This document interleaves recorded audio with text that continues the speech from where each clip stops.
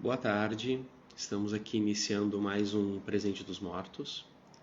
Hoje nós conversaremos com a editora-chefe da Muiractã Livros, perdão, a editora Muiractã, é que o arroba é arroba Muiractã Livros. Assim que a nossa convidada chegar, nós iniciaremos então a live. Hoje também nós teremos uma participação, né? Será uma entrevista dupla, pelo menos em parte, não sei se toda ela, com a autora Roberta, que trabalha com a editora, né? Tanto dentro da editora quanto né? como autora também. E a gente vai conversar então um pouco sobre o desenrolar da editora, desses 30 anos que a editora já tem. Vamos conversar um pouco sobre como as coisas se alteraram por conta da pandemia. Essa convidada entrou aqui, vou enviar o convite para participar. Só aguardar então que ela aceite o convite lá, se o Instagram não dificultar para a gente, né? Ah, olá, muito boa tarde. Olá, tudo bem? Tudo bem, e contigo? Tudo certo? Tudo ótimo, Eric. Eu estou me ajustando aqui ainda. Então, muito boa tarde, muito obrigado por aceitar o nosso convite, por nos conceder um pouco do teu tempo para a nossa entrevista. Lacourrier, a primeira pergunta que eu gostaria de te fazer é o que é a editora Muiractã? Eu não ouvi bem, desculpe, Eric. Tudo bem. Eu gostaria de te perguntar, para a gente iniciar a nossa conversa, o que é a editora Muiractã? O que é? Isso, o que é a editora Muiractã? Acho que vou ter que pegar o fone. Bom, a editora Muiractã é uma iniciativa que começou em 1991 em Niterói Sim, e agrega autores, em sua maioria,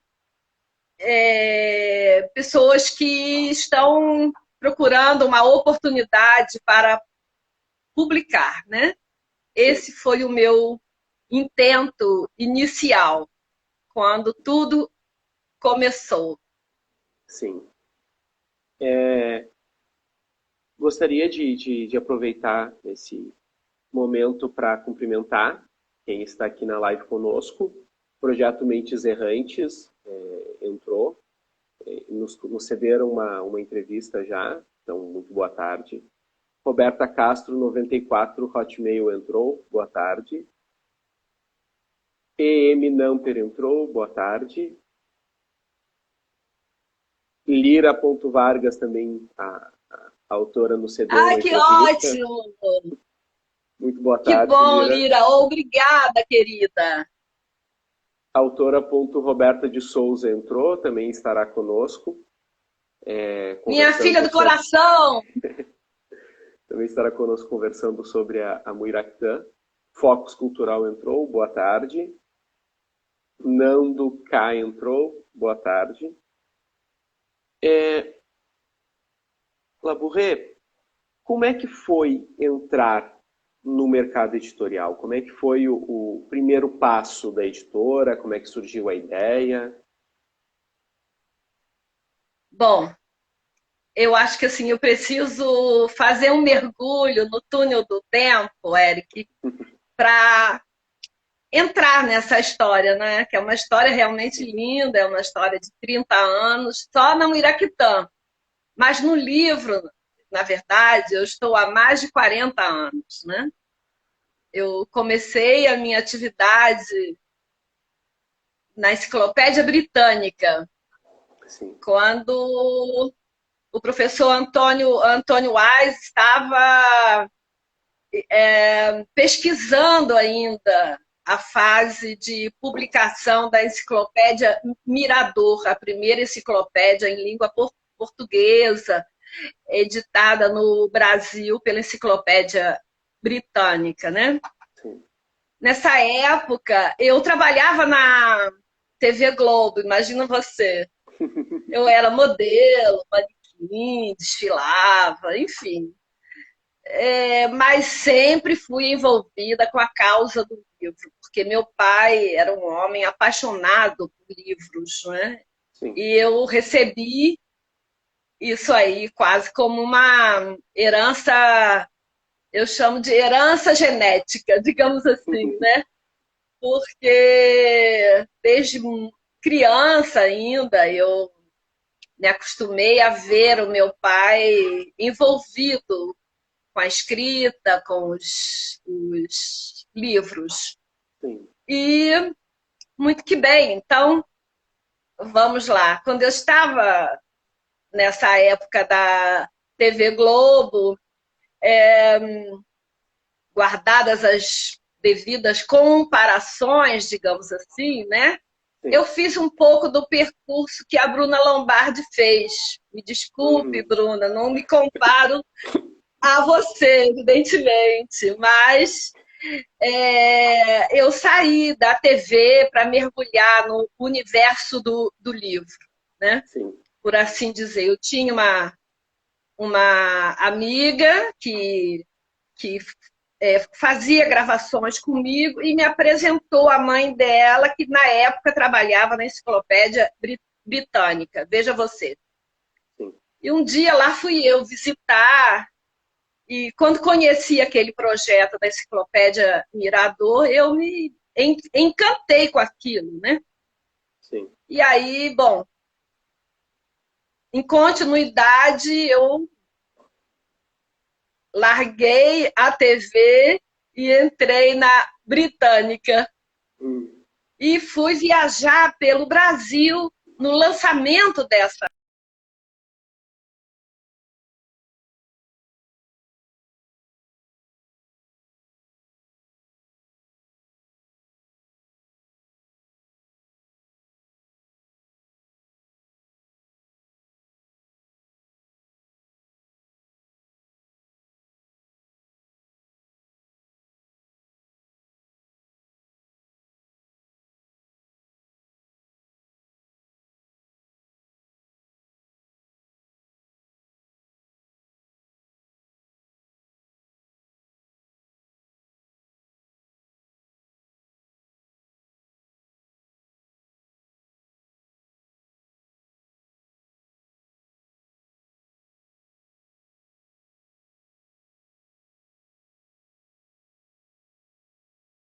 Eu estou Desculpe, até o ponto.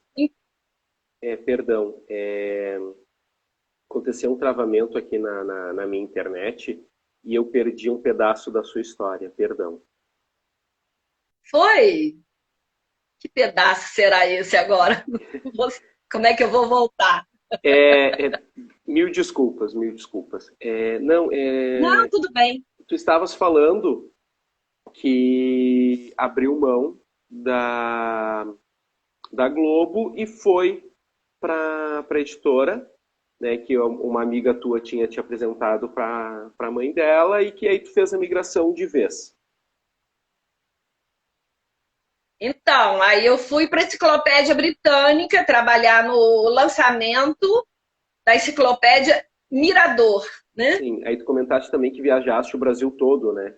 Viajei, exatamente. Eu conheci o meu país, de fato. Conheci a cultura in loco, como se diz, né? Sim. Os hábitos, costumes da nossa gente. Foi uma oportunidade maravilhosa, porque eu viajei pode-se dizer, de norte a sul, né? Sim. Não foram todas as capitais, mas fui a muitas. Sim. E, bom, prosseguindo, isso aí era na década de 70, né? Eu já tô uma senhora, vou completar 70 anos no próximo Sim. ano, né? Então, tem muito chão aí. Sim. E, bom, depois da Britânica, eu trabalhei na editora Voz. Uhum. Desculpe, não posso pular pela Gazeta Mercantil, né? Eu trabalhei no jornal Gazeta Mercantil de São Paulo, no departamento de marketing, de onde eu saí a convite do meu editor querido, amigo, Frei Neylor Tonin, que batizou minha filha Raquel, um amigo mesmo. E ele estava assumindo a edição, a direção editorial da editora Vozes, Sim. sucedendo ao Frei Leonardo Boff, quando ele me convidou para trabalhar com ele. Então, eu deixei a Gazeta Mercantil e fui para a editora Vozes, Sim. que realmente foi uma casa que me ensinou, eu acho que 80% do que eu passei a aplicar, 80% dos conhecimentos que eu passei a aplicar no Iraquitã, tá? Porque na Vozes eu conheci o outro sócio, né, que era meu colega na editora Vozes, que fundou essa editora comigo. Ele se chama Ian Kleber. Ele foi o precursor da editoração eletrônica no Rio de Janeiro. Sim. Quiçá no Brasil, não sei. Mas no Rio de Janeiro eu posso afirmar que sim. Ele começou fazendo editoração eletrônica para a editora Vozes, nos conhecemos lá. E quando passamos a trabalhar juntos na Muiraquitã, né, nós tivemos uma fase embrionária, né, que eu chamo de incubadora comercial, digamos assim, né? Foram quase 2 anos, mais ou menos em 1989. Sim.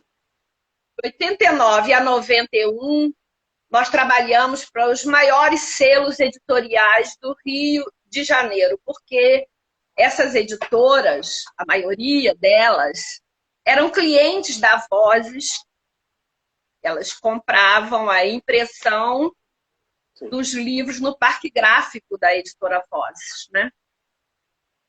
E quando a editora começou, nós passamos a oferecer o serviço de editoração eletrônica, que essas editoras não tinham. Sim. Porque até então a composição dos livros era feita... Você é muito novo, mas deve saber. Era feita em linotipo, né? Sim. Depois, numa máquina composer, aquela chamada IBM e Esfera, né? Que fazia a composição. E depois, então, quando veio a revolução da era eletrônica, e aí começou-se a fazer a editoração, a composição dos livros por meios eletrônicos. Sim. Né? E até eu acho que vale a pena lembrar uma coisa interessante. Quando eu trabalhei no jornal Gazeta Mercantil de São Paulo, foi a primeira vez que eu vi uma transmissão online. Porque o jornal Gazeta Mercantil era impresso fisicamente em São Paulo. Sim. Mas como era um jornal financeiro, tinha necessidade de chegar no Rio em tempo do pessoal que investia naquela época na Bolsa, né? De ter as notícias. E o jornal chegava no Rio muito tarde. Sim. Até haviam assinantes que chamavam de Jornal da Tarde. E aí, naquela época, a Gazeta Mercantil passou a imprimir o jornal no Rio por meio de uma transmissão online. Fazia a transmissão para a gráfica que imprimia o jornal no Rio. Né? Isso em Isso eu acho que é uma coisa interessante. 80, 85. Como? Isso em 1980, 1985. 86, por aí. 85, 86, eu não tenho muito bem essa linha do tempo aqui na minha cabeça agora, mas não, claro. nessa faixa, tá? Sim. E, bom, então a Muiractã, na verdade, começou quando eu saí da Vozes. Sim. E me associei ao Ian. Então, esse processo embrionário nosso, que durou quase 2 anos, foi editando livros para os selos do Rio de Janeiro. Sim. A Nova Fronteira, José Olímpio, Editora Record, enfim, Salamandra, SPED, meu Deus, eram muitas. Objetiva, o início da editora Objetiva, os primeiros livros da editora Objetiva a composição foi feita pela Muiractã. Sim. Os três primeiros livros da editora Objetiva. Sim. E em 1991, então, nós registramos o selo da Muiractã. Sim. E aí começamos em 24 de setembro de 1991, né? E no ano seguinte, aí só fomos lançar o primeiro livro da editora no ano seguinte, em 1992, quando teve no Rio de Janeiro a Eco 92, lembra? Sim, sim. Você deve ouvir falar. Sim. Né? Então, aí nós lançamos o primeiro livro, que foi, digamos assim, um compilado de reuniões que eu fazia com meu sócio, transferindo conhecimento, digamos. Sim. De tudo aquilo que eu vi, que eu aprendi nas editoras, né? Sim. E nós tínhamos essas reuniões diariamente. E ele anotava tudo. E um dia resolveu me mostrar esse livro para mim. Até ele me dedicou esse livro e tal. O livro é dele, pronto. Né? O texto é todo dele. Mas é baseado nessas... o conteúdo desse livro, né, foi extraído das nossas reuniões. Sim. E então ele deu o título Uma Visão Otimista da Crise. Era um livro fino, um livro pequeno, mas foi muito significativo, porque falava justamente de alguém com sonhos, não é? Sim. E aí, bom, a editora, no início, teve, inclusive, uma gráfica própria. Sim. Essa gráfica nos permitiu facilitar a vida dos nossos autores, sabe, Eric? Sim. E então nós podíamos praticar um preço muito bom, porque tínhamos a gráfica própria, né? Sim. Mas nós não tínhamos um grande maquinário, aquilo tudo era parte, digamos assim, do conhecimento, né? Que o meu grande conhecimento técnico que o Ian tinha. e que ele aplicava na editora. Sim. E nós dois juntos trabalhávamos o aperfeiçoamento, tá? Dessas obras. E aí foi uma fase maravilhosa, porque o mercado literário, o mercado cultural da cidade de Niterói nos abraçou, né? É que havia um movimento muito forte que se chamava Calçadão da Cultura de Niterói. Era na frente da livraria Ideal, uma livraria que fica próximo da rodoviária, do livreiro Carlos Mona, com um amigo muito querido, Sim. um fomentador de cultura da nossa cidade, quem eu faço questão de mencionar e citar realmente como um grande homem que lançou muitos autores através desse movimento literário, porque ele fazia lançamentos todos os sábados. Sim. Você está me ouvindo, Érico? Não, eu dei uma travadinha e já destravou. Não perdi muita coisa. Pois estou achando interessante. É porque está tendo uma espécie de eco. Na sua voz? Eu tô ouvindo a minha própria voz. Tá, é estranho porque eu tô de fone e não era para estar ocorrendo isso. Pois é. É como se fosse uma reverberação mas do som, entendeu? A senhora fala e aí tem algum outro fone? Reproduz o som. Deixa eu ver se é eu vou trocar de fone de ouvido, que de repente pode ser o fone. Pode ser. Eu até não estou usando fone de ouvido por isso, porque ele costuma microfone, né? Sim, eu fico receoso. Agora melhorou. Parou. Eu vou ficar sem fone um pouco, porque no começo eu fiquei receoso de que a senhora não conseguisse me ouvir. Mas aí a gente tenta então sem fone um pouco, vamos ver se vai, senão eu vou tentar outro fone aqui.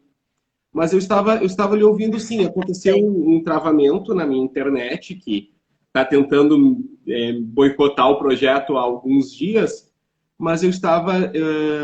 aconteceu o travamento ali, quando voltou eu percebi que tinha perdido ali uma, duas palavras, mas não houve perda no sentido da frase.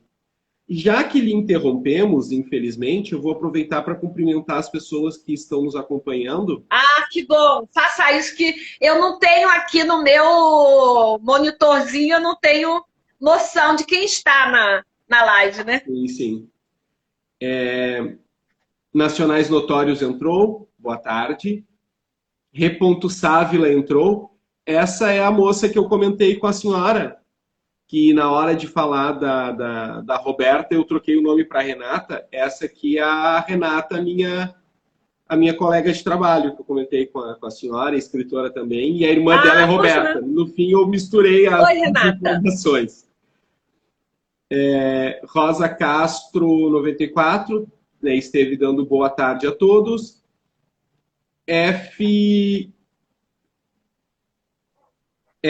Amores da... Não, deve ser FC Amores da Beta entrou, boa tarde. Lila Vargas comentou que a senhora é uma celebridade no mundo da edição, que ainda está linda, e comentou que está em Saquarema. Né? Dona Lira Vargas, sempre muito viajada. Ah, que legal! Obrigada, Lira! Rosa Castro comentou que é um grandioso trabalho de afeto, dedicação e amor aos livros. A Lira comentou que assistiu uma homenagem da UFF à senhora. Aí ocorreu uma conversa aqui entre a Rosa e o Focus Cultural, que eu acredito que seja o Alberto Araújo. O Alberto também lhe parabeniza pelo seu trabalho na literatura fluminense. Ah, o Alberto é maravilhoso, eu gosto muito dele. Ele é um fomentador de cultura em Niterói, importantíssimo. Alberto é uma celebridade na nossa cidade, essa que é a verdade. A Roberta de Souza comentando que a senhora é uma lenda viva da literatura nacional, que fez muito por Centeno. Meu Deus! Que isso, é muita coisa para mim, gente. Não, não é isso tudo, não. Focus Cultural comentou, é mesmo a editora e escritora Labouré Lima é uma personalidade muito importante na cultura brasileira. Seu trabalho é esplendoroso. A Lira comentou de novo sobre a homenagem, pedindo para que tu fale um pouco depois sobre essa homenagem da UFF, que é a Universidade Federal Fluminense, e a Lira comenta que teve a honra de estar presente. Peçanha 207 lhe cumprimenta, lhe dá boa tarde. Boa tarde. Ecatão entrou, boa tarde. Aline Faria entrou, boa tarde. A Aline também é escritora, é uma queridíssima colega de trabalho aqui e amiga da Lira.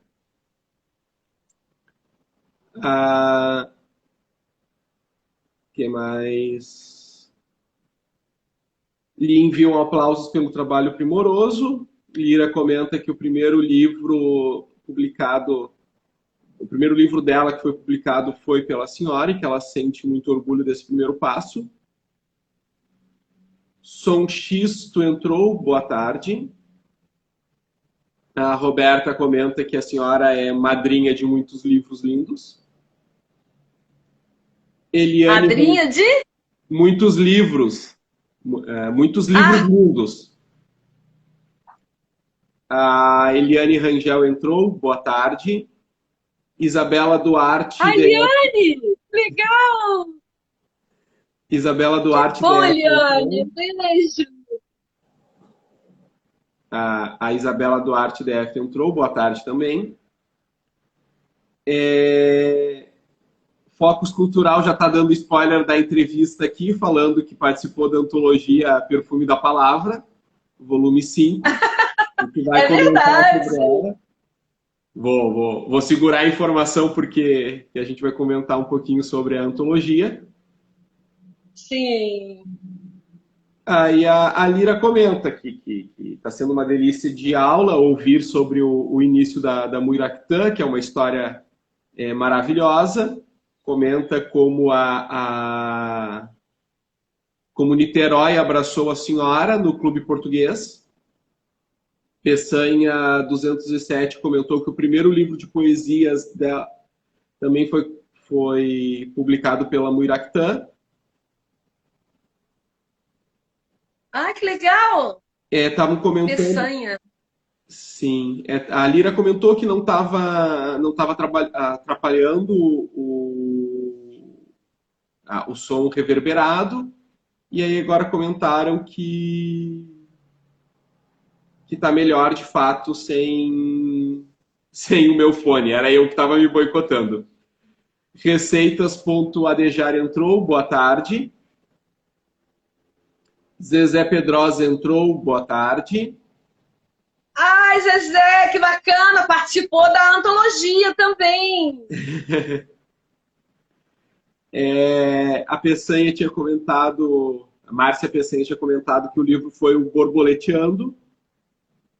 Zezé Pedrosa comentou que participou da antologia número 4. Douglas.Pessini entrou, boa tarde. A Lira comentou que foi o livro...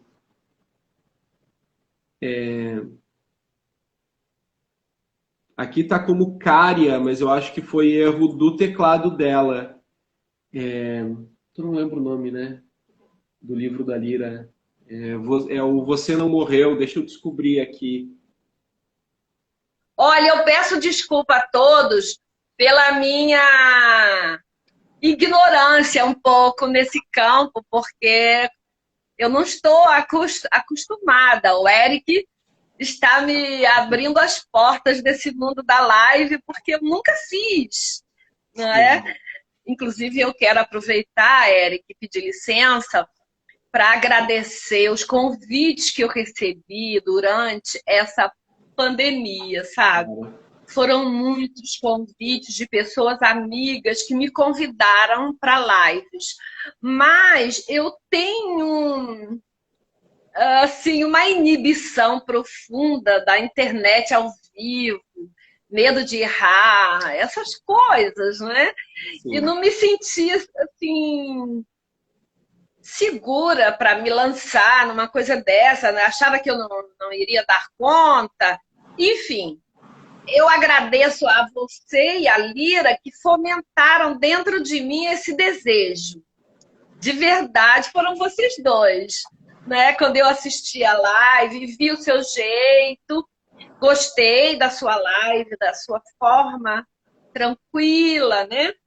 E aquilo me animou. Então, quando veio o seu convite, em respeito à Lira Vargas, que é uma pessoa que eu gosto muito mesmo, respeito também muito, eu aceitei, mas com muito medo. Hoje eu passei o dia brincando com as pessoas, que eu sempre falo isso quando eu não quero entrar ao vivo nos meus stories. Sim.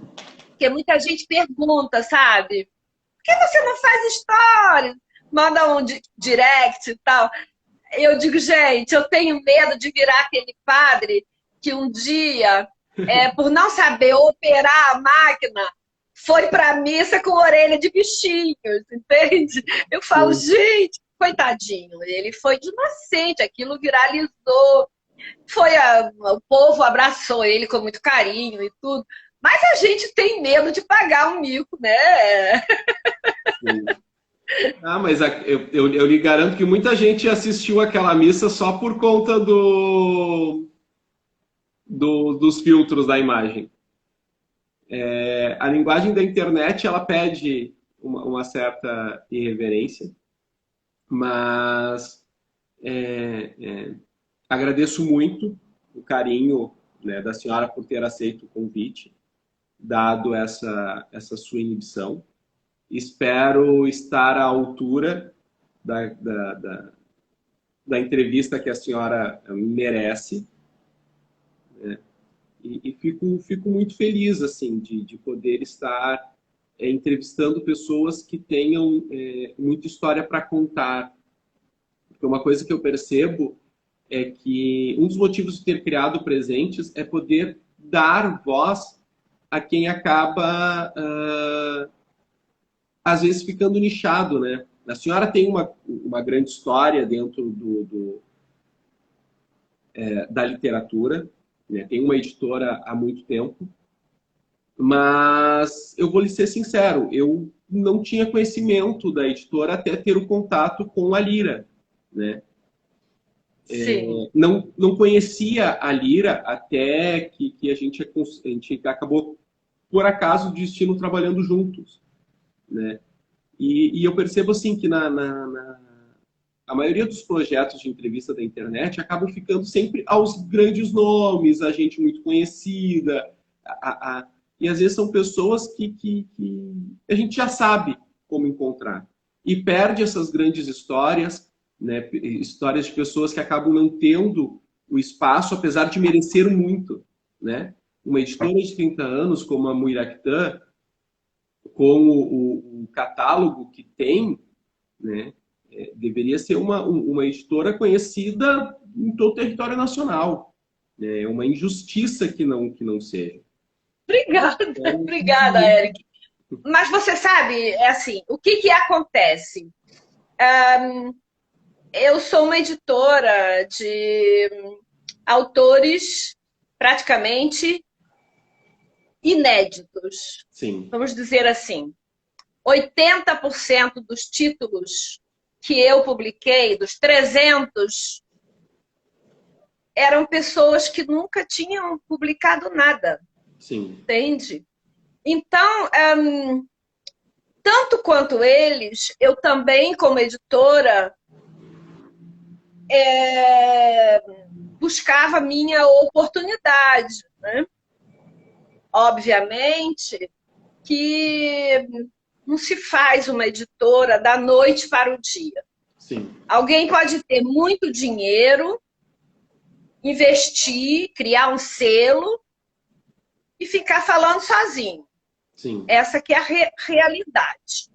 Eu comecei a minha editora com o investimento inicial do meu sócio, uma parte do meu fundo de garantia, que eu tirei da Vozes, Sim. e a outra parte foi o meu capital trabalho.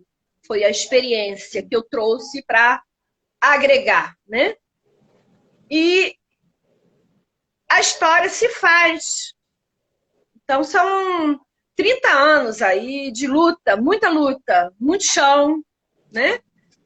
E isso realmente é uma coisa que dinheiro nenhum compra, vamos admitir. Sim. Tá? Você não... Eu sou uma editora de poucos recursos, digamos assim.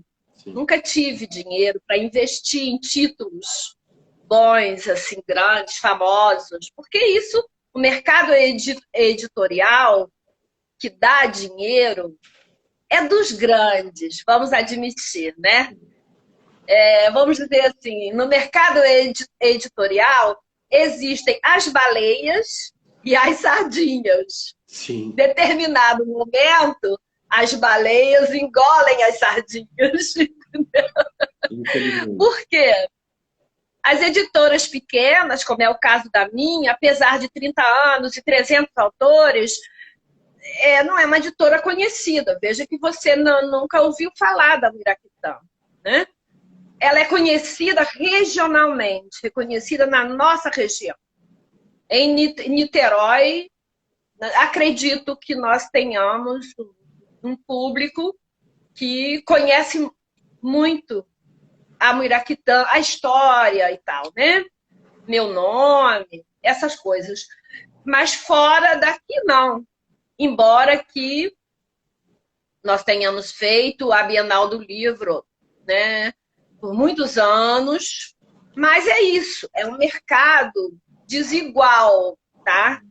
Dos grandes e dos pequenos, né? Sim. Então, continuando a minha história, mais ou menos de onde eu parei, né? Aqui, a Muiraquitã lançou o primeiro livro em 1992 e nós continuamos, a partir daí, publicando autores da nossa cidade, a maioria, né? Sim. Um ou outro vinha do interior do estado, do Rio e de outros estados, tá? Mas era muito pouca coisa. A maioria, né, o grosso das publicações que eu fiz são de autores baseados, sediados em Niterói, porque a nossa cidade ela tem uma efervescência cultural, literária, um seio acadêmico vastíssimo, sabe? São instituições muito fortes. Como eu disse no início, o calçadão da cultura era um celeiro, lançou muita gente. O Carlos Mônaco propiciou a muitos autores a oportunidade de se lançar, né?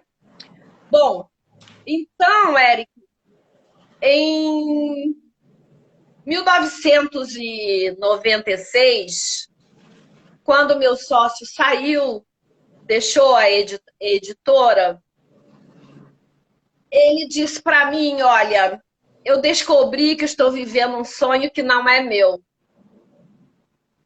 Eu falei, então tá, o sonho é meu.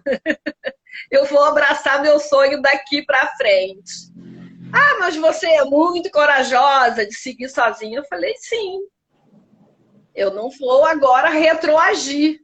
Sim. Eu já tinha caminhado, deixado um emprego numa empresa muito grande, porque é diferente, Eric, você trabalhar para um grande selo editorial e um selo desconhecido na mídia, né?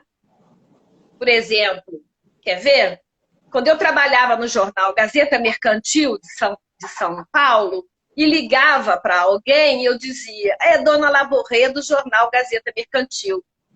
Ah, sim, senhora, e tal, como vai, sabe? Quando eu trabalhava na Editora Vozes, uma empresa centenária, né? Eu dizia, Dona Laborré da Editora Vozes. Ah, pois não, sim, senhora, que prazer. E o dia que eu tive que dizer na Muiraquitã, aqui é a Dona Laborré da Muiraquitã, eu ouvi, quem?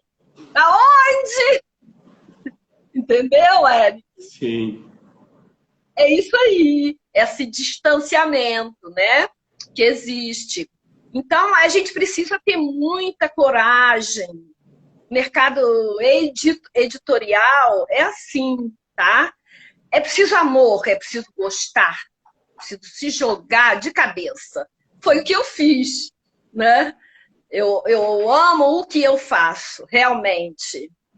E, então, em 1997, a Muiraquitã estreou no cenário da Bienal do Livro, sabe? Eu, naquela época, já fazendo meu voo solo como editora. Foi uma época feliz, porque o dólar tinha uma paridade de R$ 1 por um dólar, né? Então, eu pude comprar um stand na Bienal do Livro por US$ 10.000 e pisar naquele tapete verde, me sentindo a rainha da cocada preta, como se diz, né? Sim. Foi o máximo. Foi o meu primeiro evento na Bienal do Livro, lancei 9 autores, foi um sucesso. Gente como Márcia Peçanha, que é a nossa acadêmica, laureadíssima em Niterói, inclusive é minha madrinha na Academia Niteroiense de Letras, é mestra da Universidade Federal Fluminense, foi inclusive diretora da Faculdade de Educação. Enfim, foram muitos autores, né, nessa época, e eu destaquei justamente a professora Márcia Peçanha, claro que é uma amizade que me acompanha há décadas, né? E me prestigia sempre, enfim, e está presente na vida cultural de Niterói como uma grande líder, ela é uma liderança na nossa cidade hoje, né? Mas, então, aí, pronto, a vida continuou e eu, logo a seguir, encontrei Roberta de Souza. Roberta, ela é uma cria da Muiraquitã, né? Ela foi um dia acompanhar o pai dela na Muiraquitã, falecido seu Álvaro, querido, né? Que queria publicar um livro conosco. Foi assim que eu a conheci. Infelizmente não deu tempo de fazer o livro dele, porque seu Álvaro partiu para o plano espiritual. E depois, não demorou muito, um dia eu liguei para ela e convidei Roberta para trabalhar comigo. E ela veio um pouco de medo, eu lembro na época, ela dizia, eu não entendo nada, eu nunca trabalhei com editora. E eu falei, você vai aprender.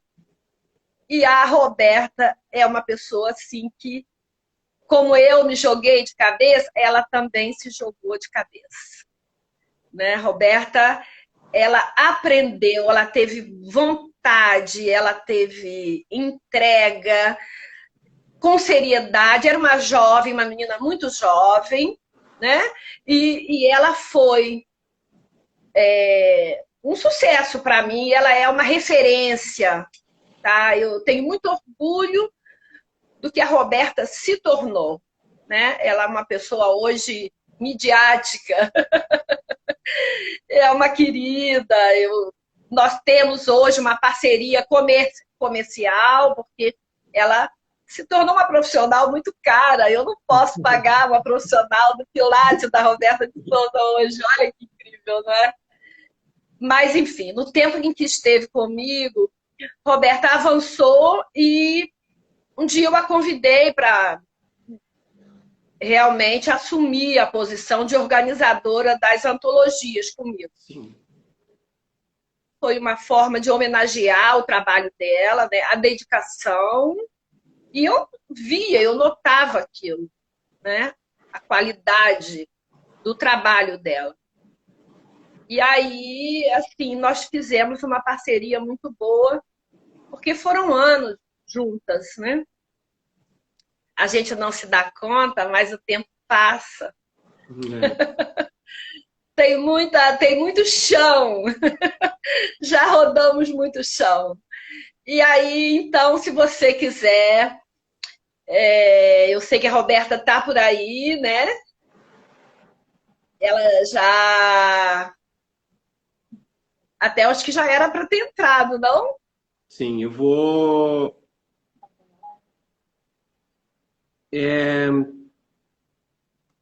Como a nossa live ela tem duração de 1 hora só, e aí acaba caindo e eu preciso entrar novamente. Ah, entendi. Eu vou fazer assim, então.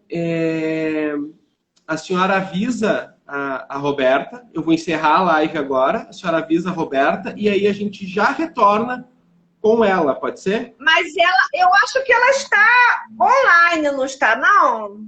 Nesse momento? Ela não está mais. Ah, tá. Ela não está mais. Então a gente pode fazer assim. De qualquer forma, é mais uns 4 minutos e a live ela se encerraria essa primeira hora. É uma proposta que eu faço. Sim. Eu encerro agora, a senhora conversa com ela podendo ou não participar, a gente retoma já assim que essa parte subir, pode ser? Claro, mas como passa rápido, meu Deus. Eu achei que não conseguiria falar 1 hora. Já foi. Não é? É muita história para contar.